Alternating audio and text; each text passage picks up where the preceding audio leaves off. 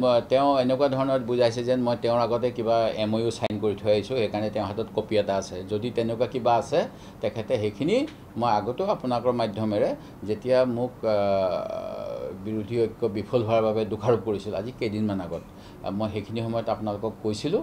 তেনেকুৱা কিবা থাকিলে আপোনালোকৰ মাধ্যমেৰে আহ্বান, তেখেতে কি প্ৰমাণ আছে দিয়ক, মই ৰাজহুৱা জীৱনেই অৱসৰ লৈ ল'ম, প্ৰমাণ কৰি দিয়ক।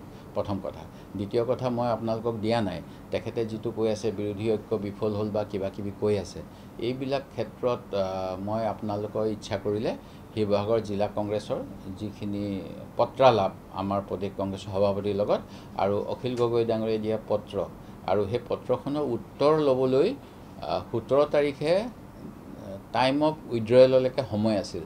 সেইখিনিৰ আগতেই আমাক যেনেকৈ ৰাজহুৱাকৈ অপদস্থ কৰিলে, তাৰ কি কাৰণ আছিল, এই কথাবিলাকো তেখেতে ক'ব লাগে বুলি মই ভাবোঁ।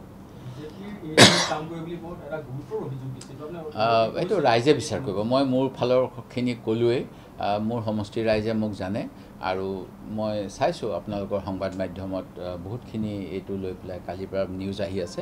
মই কিছুমান কমেণ্ট চাইছোঁ, কমেণ্টখিনিত কিন্তু মই দেখিছোঁ জনগণে মোৰ প্ৰতি আস্থাই প্ৰকাশ কৰিছে, তেখেতসকলৰ বিশ্বাস হোৱা নাই।